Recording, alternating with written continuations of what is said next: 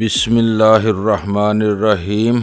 गुमनाम हीरो के मुअज़्ज़ज़ नाज़रीन, अस्सलामु अलैकुम। आइए चलते हैं कहानी की तरफ। वहीं ख़त्म कर दिया क्योंकि अब इसमें सर खुपाना बेसूद था। खामोशी के साथ नाश्ता मैदे में उतारते हुए मुझे अचानक इस तस्वीर का ख्याल आया जो एमी ने स्टडी में मुझे दिखाई थी। मेरा ख्याल था कि अगर आने वाले जिमी लाइट ही था तो तस्वीर अपनी जगह से गायब होना चाहिए थी, क्योंकि वो अपनी तस्वीर अपने किसी कारकुन से मंगवाकर अपने पेट्रांच के रूप को मौजूद सुखन बनाने की हमाकत नहीं कर सकता था। एमी ने तस्वीर जिस जगह वापस रखी थी वो मुकाम मुझे याद था, लेकिन नाश्ते के बाद जब मैंने वहां की तलाशी ली तो वो तस्वीर का कहीं पता नहीं था। किचन से मैं सुल्तान शाह को बुलंद आवाज से बुलाकर स्टडी रूम में लाया था, लिहाजा इसने बिला तकल्लुफ़ सवाल कर डाला कि मैं वहां क्या तलाश कर रहा था। एमी ने पेट्रांच की तस्वीर यहीं वापस रखी थी, लेकिन अब वो गायब है। इसका मतलब है रात को वो खुद एमी को उठा ले गया है। मैंने जवाब दिया, तुम्हें क्यों इस तस्वीर की फिक्र लाहक हो रही है? इसने बेजारी के आलम में कहा, यहाँ जो कुछ होता है होने दो और तन बे तकदीर होकर बैठे रहो। जब खुद पर कोई इफ्तार पड़ेगी तो देखा जाएगा। तुम पर चिड़चिड़ापन सवार होने लगा है। मैंने मसनूई बरहमी का इजहार करते हुए कहा, शायद तुम मुसलसल मेरी सूरत देख देख कर उकता गए हो। एमी चली गई है, लिहाजा अब तुम इसकी ख्वाबगाह में रहो ताकि हमारे आपस में दस्तों गिरेबा होने की नौबत न आए। अगर तुम मुझसे छुटकारा चाहते हो तो चलो ये भी कर लूंगा। इसने मेरे इशारे को समझते हुए कहा और फिर वो रास्ते में ही एमी की खाली ख्वाबगाह में घुस गया। इस कैद खाने में खाने और आराम करने के अलावा कोई काम नहीं था, इसलिए मैं फिर बिस्तर पर दराज हो गया, मगर जहन खाली नहीं था। मुझे जिमी लाइट की कैद अपने हक में सरकारी हवालात से भी बदतर साबित होती नजर आ रही थी। जहाँ ढंग का बिस्तर मैसर न होने के बावजूद खुले आसमान के नीचे जाने की इजाजत थी। 12 बजे सोफे के निचले हिस्से में ऑपरेटर से उभरने वाली आवाज ने मुझे अपनी तरफ मतवज्जो कर लिया। डैनी, क्या तुम मेरी आवाज सुन रहे हो? जिमी लाइट सवाल कर रहा था। सुन रहा हूँ, मैंने बिस्तर पर लेटे लेटे जवाब दिया। तुम लोगों की जुबान का तर्जमा कराने में मुझे दिक्कत होती है, लेकिन मुझे एतराफ है कि तुम बहुत ज़हीन हो। तुमने मेरी तस्वीर की बिना पर सही अंदाजा लगाया कि रात में खुद वहाँ आया था। ऐसी जहानत किस काम की जो बंद कमरों में सड़ा दी जाए? मैंने तल्ख लहजे में कहा, बताकर आते तो जरा तुमसे आमने सामने मुलाकात भी हो जाती। फजूल बातें मत किया करो। इसका लहजा सख्त हो गया। और कान खोल कर सुन लो, मुझे तुम्हारा साथी खतरनाक होता हुआ नजर आ रहा है। वो तुम्हारे मशवरे कबूल करने की बजाय इस बुरे वक्त में सरकशी पर उतर आया है। शायद तुमने भी उसे अपने से अलग करके दूसरे कमरे में भेज दिया है। ये हमारी आपस की बातें हैं, वो जल्द ही ठीक हो जाएगा। तुम्हें इससे कोई गर्ज नहीं होना चाहिए, मैंने खुश्क लहजे में कहा। वो तुम्हें भी गुमराह कर देगा। मैंने इसे तुम्हारे पास से हटाने का फैसला कर लिया है। इसकी तहक्कुम अमेज आवाज उभरी। मैं अकेला तो यहाँ पागल हो जाऊंगा। खाने और नाश्ते वगैरह का बंदोबस्त वही करता है। इसकी जगह तुम्हें कोई और आदमी देना होगा। मेरे लिए यही काफी है कि तुम जहनी तौर पर इससे अलग होने के लिए तैयार हो। इसने मेरी मर्जी के मुताबिक नतीजा अखज करते हुए कहा, 2 घंटे बाद मेरे आदमी किसी भी वक्त वहाँ पहुँचेंगे और इसे साथ ले जाएंगे। ये ख्याल रखना कि तुम्हारी गुफ्तगू में पेट्रांच के अलावा मेरे किसी और नाम का हवाला नहीं आना चाहिए। तुम मुतमिन रहो, मुझे अपनी जिंदगी तुमसे ज्यादा अजीज है। उसे मेरे इस पैगाम से बाखबर न करना, वरना वो मुजाहमत के लिए तैयार हो जाएगा। इस पैगाम के बाद फजा में सुकूत छा गया और मैंने आहिस्तगी के साथ मुसहरी छोड़ दी। मायूसी और नाउमीदी के घटाटोप अंधेरे में वो उम्मीद की पहली किरण नजर आई थी और मैं कोई आवाज पैदा किए बगैर सुल्तान शाह को जल्द अज जल्द इस मोड़ से आगाह करना चाहता था ताकि वक्त जाया किए बगैर हम दोनों आने वाले खतरनाक मार्के की तैयारियां कर सकें। हम निहत्ते जरूर थे, लेकिन किचन में मौजूद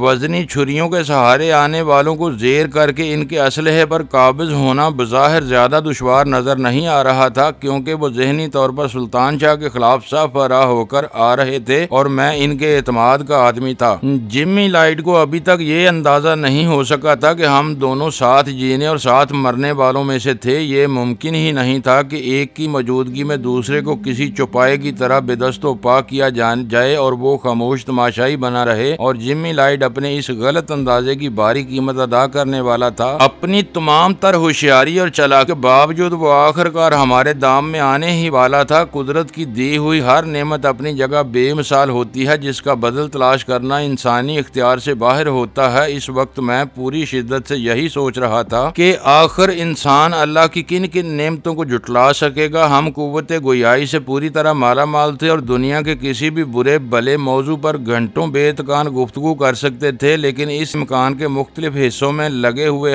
16 हसास डिक्टाफोन हमारी जुबानों के लिए कफल बनकर रह गए थे। मैं पिटरांच से मिलने वाली नई मालूमात से सुल्तान शाह को आगाह करना चाह रहा था, लेकिन वो मौजू ऐसा नाजुक और गैर यकीनी था कि मेरे तमाम इशारे उसे कुछ समझाने में कामयाब न हो सके और उसके चेहरे पर उलझन बढ़ती ही चली गई। मुझे अपनी पूरी जिंदगी में इस वक्त पहली बार गूंगों की बेबसी का अंदाजा हुआ, जो अल्लाह की एक नेमत से महरूम होने के बावजूद दूसरों को अपनी बात समझाने की कोई ना कोई राह निकाल ही लेते हैं, लेकिन इस बारे में उनका तजर्बा उनके काम आता है। अपने गहरे मुशाहदे से वो हर अमल और फेल के लिए एक ऐसा भरपूर इशारा मुकर्रर कर लेते हैं जो इस अमल या फेल को पूरी तरह अक्कासी करता है। मगर हम दोनों इस मामले में बिल्कुल अराड़ी थे और मैं सुल्तान शाह को किसी तरह ये समझा नहीं पा रहा था कि थोड़ी देर कबल हमारे दरमियान होने वाली गुफ्तगू की बिना पर पेट्रांच ने उसे खतरनाक करार दे दिया था और 2 घंटे बाद किसी भी वक्त उसे वहां से ले जाया जा सकता था। फिर इससे कबल के सुल्तान शाह मेरे इशारों से जिद चाहकर जुबान खोल बैठता। मैंने वो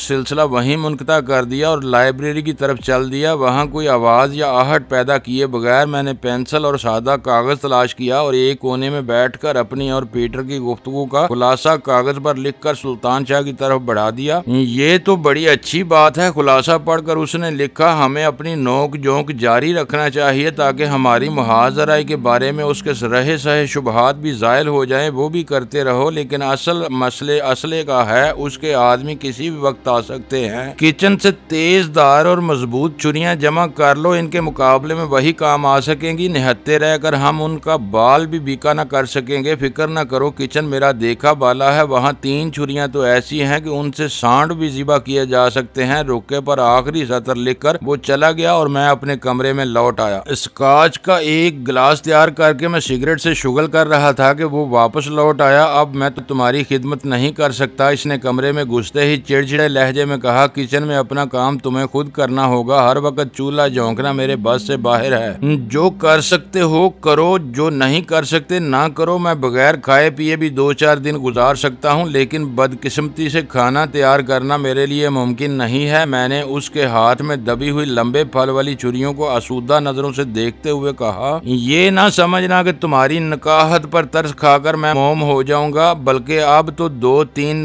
वक्त तुम्हें मेरी खिदमत करना चाहिए। अगर हमें खुशगवार माहौल में साथ रहना है तो सारे काम बारी बारी करने होंगे। ये कहते हुए उसने आहिस्तगी के साथ छुरियां बिस्तर पर डाल दी। तुम हद से तजावुज कर रहे हो, मैंने तुर्श लहजे में कहा। ये दुरुस्त है कि इस वक्त हम दोनों किसी के कैदी हैं, लेकिन तुम मेरे जेरे दस्त हो, अपनी इस हैसियत को फरामोश न करो। मैंने छुरियों की तेज धार पर उंगली फेरते हुए सुल्तान शाह को आंख मारकर कहा, इस वक्त तो महमूदो अय्याज को एक होना पड़ेगा। मुकद्दर से रिहाई नसीब हो गई तो तुम मुझे दोबारा अपना फर्मा बरदार पाओगे। यहाँ रहकर अगर हमने खुले दिल के साथ एक दूसरे के मशवरों से इस्तेफादा न किया तो किसी भी लम्हे बेदर्दी के साथ ज़िबा कर दिए जाएंगे। छुरी की दाज गर्दन में कोई इम्तियाज नहीं करती। छुरी नहीं, ये बारूदी हथियार का दौर है। मैंने अपने लिए एक छुरी का इंतखाब करते हुए कहा, मेरा ख्याल है कि हम दोनों एक दूसरे को देख देख कर उकता गए हैं। मेरा मशवरा है कि तुम बेशतर वक्त मुझसे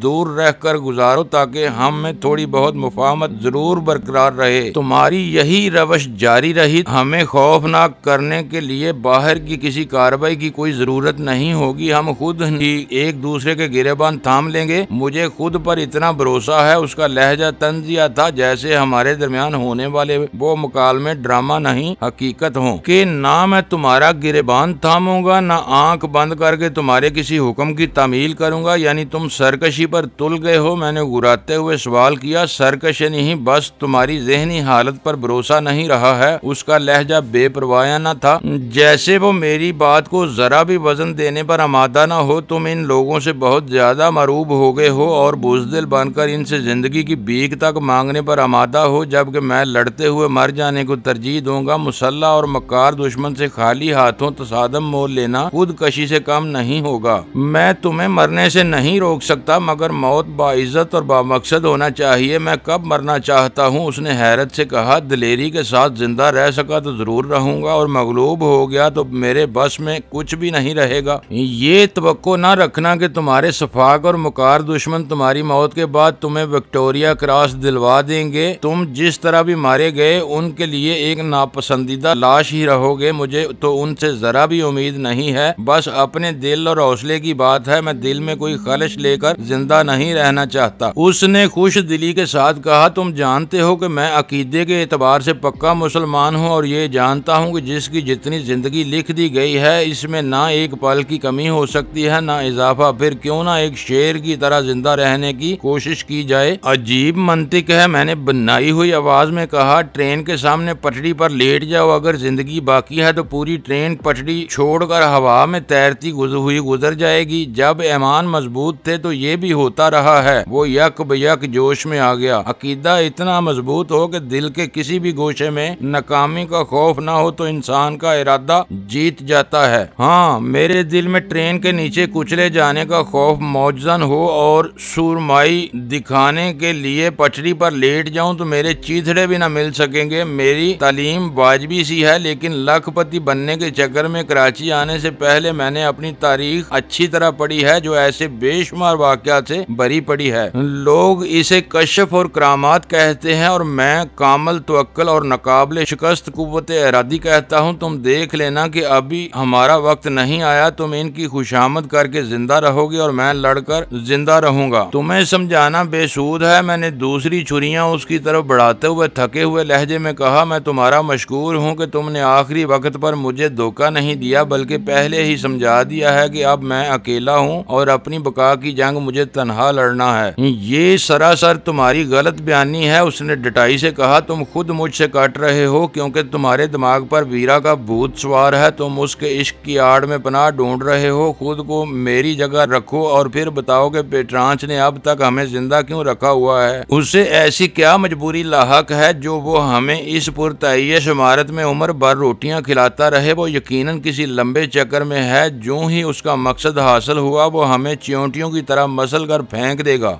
इस मरदूद ने ड्रामेबाजी में वो नाजुक मौजू छेड़ दिया था जिससे वाकिफ होते हुए भी मैं इस पर राय जनी करने से गुरेज करता रहा था, मगर मुझे खुशी थी कि बाहमी तबादला ख्याल न होने के बावजूद इस बारे में मेरी और उसकी सोच एक ही थी। हमें जो कुछ रियायत मिल रही थी वीरा की वजह से मिल रही थी और जिमी लाइड या पेट्रांच की राय में सारे खसूसी सलूक का मुस्तहिक सिर्फ मैं था, क्योंकि उसकी गैर कानूनी बेटी वीरा मेरी जात में दिलचस्पी ले रही थी। और वो नुक्ता ज़हन में आते ही पेट्रांच ने सुल्तान शाह को मुझसे अलग करने का फैसला कर लिया था। उसने सुल्तान शाह के बारे में खासा नरम लबो लहजा इख्तियार किया था, मगर मैं उसका मफहूम अच्छी तरह समझ सका था। सुल्तान शाह को वहां से ले जाए जाने के बाद यकीनन कत्ल कर दिया जाता और इसी खून रेल साजिश को नाकाम बनाने के लिए हम दोनों खामोशी के साथ वसाइल यकजा कर रहे थे। तवील फाकों के बाद यहाँ मिलने वाली मुर्गन और वाफर गजाओं ने तुम्हारे दिमाग पर खराब असर डाले हैं। मैंने खुश्क लहजे में कहा, लिहाजा बेहतर ये होगा कि तुम फिलहाल मेरे सामने से दफा हो जाओ। जा रहा हूँ। वो मुझे आंख मारते हुए गहरा सांस लेकर बोला, लेकिन ये याद रखना कि जिस वक्त भी दिल घबराया दोबारा आ जाऊंगा। इतनी आसानी के साथ तुम्हारा पीछा नहीं छूट सकेगा। फिलहाल तो यहाँ से जाओ। मैंने अपने लहजे में बेजारी पैदा करते हुए कहा, तुम्हारे बारे में मुझे अब संजीदगी के साथ कुछ सोचना पड़ेगा। वो मुस्कुराता हुआ मेरे कमरे से चला गया और मैं अपने मुंतखब की हुई छुरी की धार पर उंगलियां फेरते हुए ये सोचने लगा कि वो वाहिद हथियार आने वालों के मुकाबले में किस हद तक कारगर साबित हो सकेगा। मैं बिस्तर पर दराज इसी सिलसिले में जहन में यके बाद दीगरे बहुत से खाके बनाता और बिगाड़ता रहा, लेकिन दिल मुतमिन न हो सका। मुझे रह रह कर ख्याल सताता रहा था कि अपनी आपस की नोक झोंक से हम जिमी लाइट को ये तासर देने में तो कामयाब हो गए थे कि हमारे दरमियान शदीद किस्म का इख्तलाफ राय पैदा हो गया है और वो इस कैद खाने में अपने आदमी भेजने पर आमादा हो गया था, मगर हमारे पास अपनी मुदाफत के लिए कुछ भी नहीं था।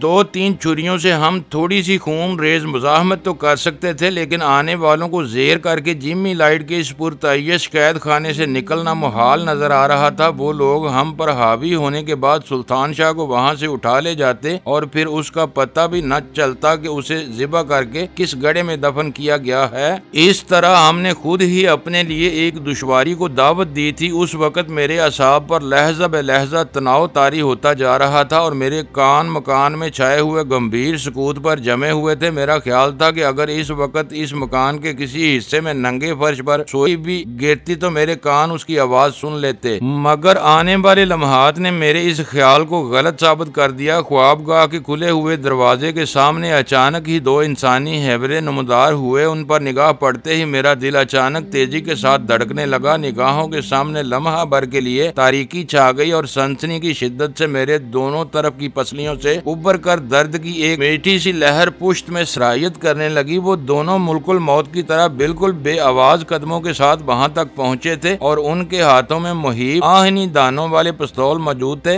मैंने उन पर निगाह पड़ते ही फुर्ती के साथ मुसहरी छोड़ दी। उनके नमदार होने से मेरी मुसहरी छोड़ने तक जो कुछ हुआ किसी वक्फे के बगैर तसलसल के साथ हुआ, लेकिन मुझे यूं महसूस हो रहा था जैसे वक्त की रफ्तार यक यक धीमी हो गई हो।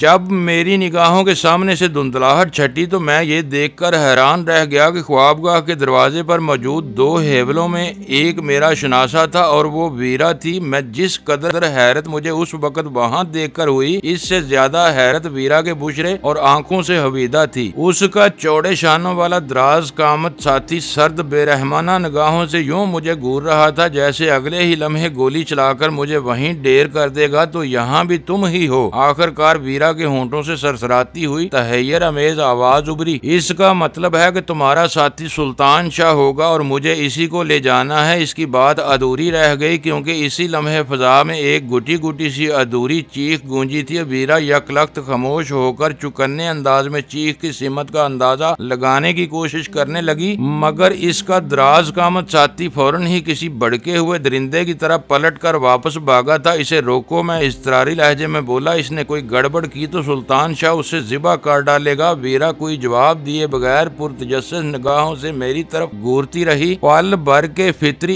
इस्तराब के बाद वो एक बार फिर यूं पुरसकून नजर आने लगी थी जैसे उसने कोई गैर मामूली चीख सुनी ही न हो। उसकी बोलती हुई आंखों और खामोश लबों से जाहिर हो रहा था कि उसे अपनी आवाज रिकॉर्ड होने या कहीं और सुने जाने का शुबा था, जिसकी तायद या तरदीद होने तक वो गुफ्तगू की हद तक मोहतात रहना चाहती थी। तुम यहाँ कैसे लाए गए? कदरे सकूत के बाद उसने पुरसकून लहजे में सवाल किया था। इस बार मेरी जुबान खोलने से कबल ही अंदर से फायर और फिर क्राह की आवाज सुनाई दी थी और मैं वीरा को नजरअंदाज करते हुए अपनी ख्वाबगाह से निकलकर सुल्तान शाह की तरफ दौड़ता चला गया। उस तरफ खासी हंगामा आराई हो चुकी थी। वीरा का दराज कामत साथी पिस्तौल हाथ में लिए गजबनाक तेवरों के साथ राहदारी में मौजूद था। मेरे कदमों की धमक महसूस करते ही वो पलटा था और उसने सख्ती के साथ अपने पिस्तौल वाले हाथ को जुम्बश देकर मुझे अपनी जगह रुक जाने का हुक्म दिया था और मुझे मशीनी अंदाज में वहीं थम जाना पड़ा। उससे आगे सुल्तान शाह अपनी लहू लहान पिंडली को दोनों हाथों से थामे दराज कामत को कीना तोज नजरों से घूर रहा था और कालीन पर एक और शख्स बेहिस्सो हरकत औंधा पड़ा हुआ था। उसकी पुश्त पर बाएं जानब कोई कारी जख्म आया था जिससे खून उबल उबल कर कालीन पर फैलता जा रहा था। फिजा में फैली हुई बारूद की बू और दूसरी अलामतों की बिना पर मेरे लिए ये अंदाजा करना दुश्वार नहीं था कि कालीन पर बेहिस्सो हरकत पड़ा हुआ शख्स वीरा ही का साथी था, जिससे वो मकान की तफसीली तलाशी के लिए उधर छोड़ती हुई अंदर मेरी तरफ आई थी और वो शख्स बेखबरी में सुल्तान शाह की छुरी का निशाना बन गया होगा। जख्म के मुकाम और जख्मी के बेहिस्सो हरकत जिस्म को देखते हुए ये शुबा हो रहा था कि उसकी रूह कब्जे अंसरी से प्रवास कर चुकी थी और शायद वीरा के दराज कामत साथी भी इस हकीकत से वाकिफ हो चुका था, वरना अब तक उसे अपने साथी की तिब्बी इमदाद में मसरूफ हो जाना चाहिए था। मेरा अंदाजा था कि सुल्तान शाह ने शायद दराज कामत पर भी छुरी से हमला करने की कोशिश की थी और उसने अपनी मुदाफत में फायर करके सुल्तान शाह की दाहिनी पिंडली को जख्मी कर दिया था। दराज कामत की धमकी पर मैं इज़्तिरारी तौर पर अपनी जगह रुक गया, मगर चंद सानियों में सूरत हाल का इदराक होते ही मैंने कुछ कर गुजरने का फैसला कर लिया। मेरे साथी से ज्यादा तुम्हारा साथी जख्मी मालूम होता है, तुम्हें इसकी मदद करना चाहिए। मैंने अपनी जगह से एक कदम आगे बढ़ते हुए नासिहाना लहजे में कहा, वहीं रुके रहो। वो एक झटके के साथ अपना पिस्तौल वाला हाथ मेरी तरफ बढ़ाते हुए गुराया। मेरे साथी की फिक्र न करो, वो हर किस्म की मदद से बेनियाज हो चुका है। क्या? मैंने मसनूई हैरत के साथ सवाल किया। इतनी खामोशी के साथ मर गया? अब कोई हरकत की तो तुम इससे ज्यादा खामोशी के साथ मरोगे, वो जहरीले लहजे में बोला। अगर तुम अपने साथी की मौत के बारे में इतने ही पूरी यकीन हो तो मुझे अपने साथी की देखभाल करने दो, उसकी उसकी टांग बुरी तरह जख्मी मालूम होती है। मैंने खुशामदाना लहजा इख्तियार करते हुए कहा, ये ना भूलो कि वो कातिल है, किसी और का लहू बहाकर वो खुद कब खैरियत से रह सकता था।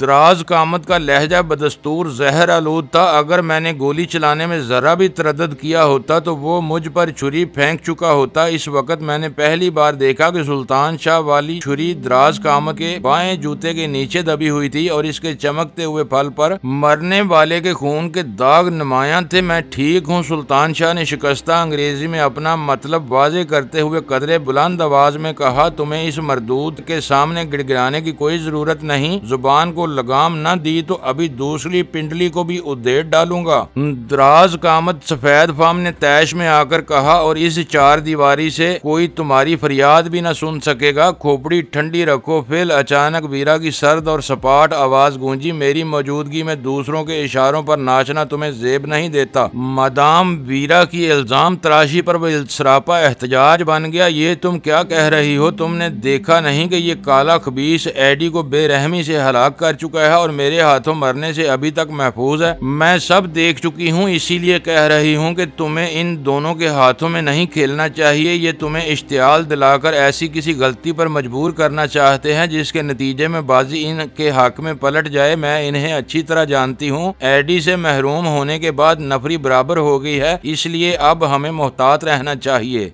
वीरा दराज कामत से मुखातिब थी, मगर मैं उसे बहुत करीब से देख चुका था, बल्कि इसकी रग रग से वाकिफ था। मैंने फौरन ही इसके अल्फाज में पोशीदा पैगाम को महसूस कर लिया। उसने बहुत लतीफ पैराए में मुझे आगाह कर दिया था कि वहाँ इन दोनों के अलावा कोई और मौजूद नहीं था। जबकि जिमी लाइट ने इस पुरतायश कैद खाने के बाहर हिमा वक्त मुस्तैद मुसल्लह मुहाफिजों की कहानी सुनाई हुई थी, जो इन हालात में करीने क्यास भी लगती थी। तुम फिक्र न करो, फिल ने पुरगरूर लहजे में वीरा से कहा, तुम्हें हाथ भी नहीं हिलाना पड़ेगा और मैं मुहज मुक्के मार मार कर इन दोनों को जमीन चिटवा दूंगा। मैं इस वक्त वीरा की तरफ मतवज्जो था। मैंने पल भर के लिए उसकी आंखों में वहशियाना चमक उभरते देखी, मगर वो बोली तो उसकी आवाज पुरसकून थी, तुम इन दोनों से ताकतवर जरूर हो, मगर ये बला के मक्कार और चालबाज हैं। तुम्हारे जेर होने के बाद मैं तनहा इन दोनों को ना संभाल सकूंगी। वीरा के अल्फाज पर फिल का रद्द अमल मेरी तवक्को के ऐन मुताबिक था। उसके मुंह से बेइख्तियार कई गलीज गालियां उबली थीं। फिर वो बुरा सा मुंह बनाते हुए बोला था, मैं तुम्हारे बारे में मुद्दत से बहुत कुछ सुनता आ रहा हूँ, लेकिन मुझे अफसोस है कि तुम फिल की ताकत और कारनामों से यकसर बेखबर हो। मैंने स्पेन में एक सांड के सर पर घूंसा मारकर नाक के रास्ते उसका बेजा बहा दिया था। मेरे सामने ये दोनों तो बिल्कुल हकीर से बछड़े हैं। वो शायद जोर जरूर था, मगर अक्ल से इसी कदर यतीम नजर आ रहा था। वीरा बड़े गैर महसूस अंदाज में उसकी अना पर ताजियाने लगाकर उसे उकसा रही थी और वो हमसे भिड़ जाने पर तुला जा रहा था। लम्हा भर के लिए मेरी और वीरा की नजरें चार हुई और मेरे अबरू के इशारे से वो अपने खामोश सवाल का जवाब पाते ही वो फिर फिल की तरफ मतवज्जो हो गई। जख्मी को तुम जेर कर लो, डेनी को मैं पिस्तौल की जद पर ले रहूंगी। ये तुम्हारे लिए खतरनाक साबित हो सकता है। उसकी खोपड़ी पर इस वक्त वाकई कोहर जमने लगी थी, क्योंकि वीरा की पेशकश सुनते ही वो मचल गया। आज तुम भी मेरा तमाशा देख ही लो, ताकि मेरे बारे में तुम्हारी राय ठीक हो सके। तुम जख्मी को कवर करो, मैं इसका हांका करता हूँ। फिल के आखिरी अल्फाज मेरे बारे में थे। वीरा बेबसी के साथ शाने उचकाकर रह गई और वो वीरा की इस हरकत को अपने लिए इजाजत तस्वर करके बाजू फैलाए मेरी तरफ बढ़ने लगा। अपना पिस्तौल उसने सेफ्टी कैच चढ़ाकर पतलून की अकबी जेब में नाल के रुख से उड़स लिया था।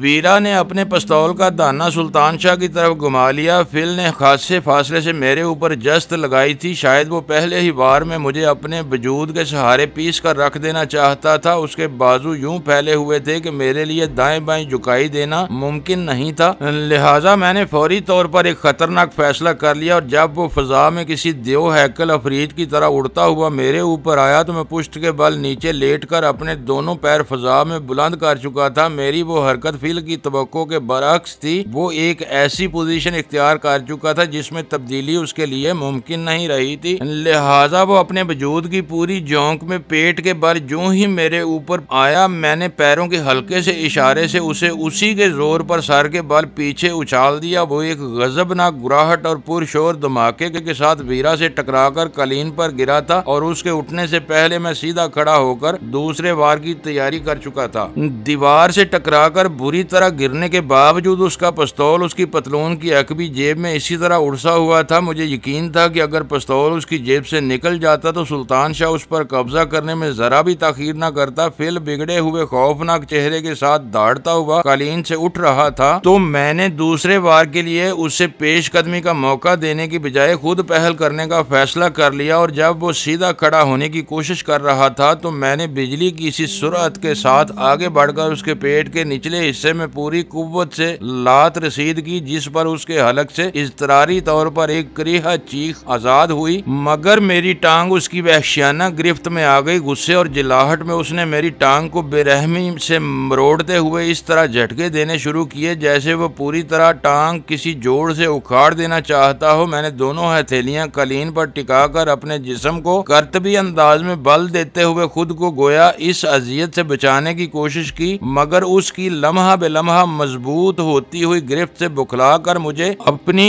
इसी टांग का भी खतरा मोल लेना पड़ा और मैंने अपनी हथेलियों पर अपने जिस्म का तवाज़ुन संभालते हुए दूसरी टांग से इसके चेहरे पर लात रसीद कर दी। इस मर्तबा वो बेखबर नहीं था। वो मेरी लात की ज़रब से अपना चेहरा तो न बचा सका मगर मेरी पुश्त पर एक जोरदार ठोकर रसीद करने में कामयाब हो गया। इस दौरान में सुल्तान शाह अपनी जगह बैठा वो तमाशा देखता रहा। वीरा अपनी जगह पिस्तौल संभाले खामोशी के साथ वो खेल देखती रही। उसकी आंखों से लात तलकी और सख्त गिरी झलक रही थी, लेकिन ख्याल था कि वो जल्द अज जल्द मेरी बालादस्ती और कामयाबी की मुंतजर थी। मैं पुश्त पर पड़ने वाली ठोकर से संभाला लेकर दोबारा इसके मुकाबल आया तो मेरा जहन बिल्कुल साफ था।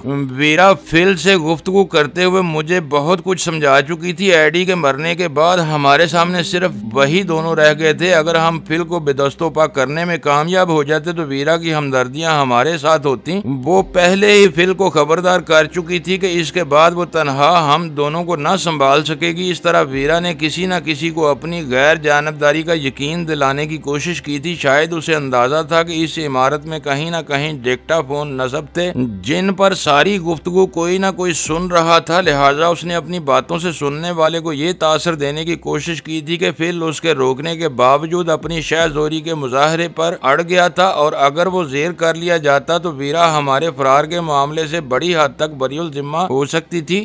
लेकिन इस बारे में मुझे ज्यादा गौर करने की मोहलत नहीं मिल सकी। फिल इस बार इश्तियाल के आलम में किसी पेशावर बॉक्सर की तरह कोहनियां समेट कर फजा में अपने दोनों मुक्के लाता हुआ मेरी तरफ लपका था। कुछ देर के लिए मेरा जहन मौफ होकर रह गया और मैंने दोनों हाथ बढ़ाकर खुद को फिल के मुक्कों से बचाने की कोशिश की, मगर उसने अचानक ही दूसरी तरफ से मेरे चेहरे पर ऐसा जबरदस्त मुक्का रसीद किया कि मेरे जबड़े हिलकर रह गए और मेरी आंखों के सामने तारे गर्दिश करने लगे। मैं लड़खड़ाता बाएं पहलू के बल नीचे गिरा। इस लम्हे मुझे अपने दुखते हुए जबड़े के सिवा कुछ याद नहीं रहा था और मैं गिरते गिरते अपनी गर्दन झटक कर अपनी आंखों के सामने फैली हुई धुंध को साफ करने की कोशिश कर रहा था कि फिल के अगले हमलों से अपना बचाव कर सकूं, जो मेरे लिए मोहलक भी हो सकते थे। मुअज़्ज़ज़ नाज़रीन, लाइक करें, शेयर करें और कमेंट्स बॉक्स में पाक आर्मी जिंदाबाद, पाकिस्तान पाइंदाबाद का नारा ज़रूर दर्ज करके अपने मुल्क पर फ़ख्र करें और पाकिस्तान की बुनियादें मजबूत करने में अपना किरदार अदा करें। वीडियो देखने का शुक्रिया। मुअज़्ज़ज़ नाज़रीन, अपना ख्याल रखिएगा और हमारे चैनल का भी। ISI पाक आर्मी जिंदाबाद, पाकिस्तान पाइंदाबाद।